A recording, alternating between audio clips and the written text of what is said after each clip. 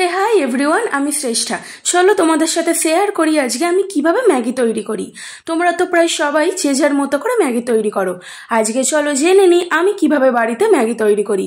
প্রথমেই তেলেতে একটু পেঁয়াজটাকে ভেজে নিলাম, তারপরে ভাজা হয়ে গেলে ওই তেলের মধ্যে জল ঢেলে দিলাম।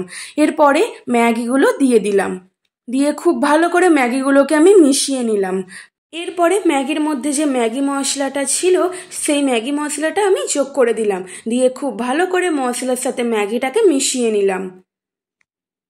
এরপরে কিছুক্ষণের জন্য ফুটতে দিতে হবে।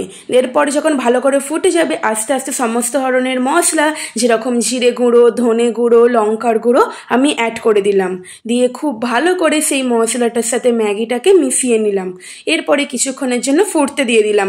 ফোটা প্রায় হয়ে গেলে নামানোর একটু আগে আমি এখানে সয়া সস অ্যাড করে দিলাম, দিয়ে সেটাকেও খুব ভালো করে ম্যাগির সাথে মিশিয়ে নিলাম। ম্যাগি রেডি হয়ে গিয়েছে, চলো ঢেলে নেওয়া যাক। এরপরে আমি একটু টমেটো সস ছড়িয়ে দিলাম। তোমরাও বাড়িতে ট্রাই করে দেখো।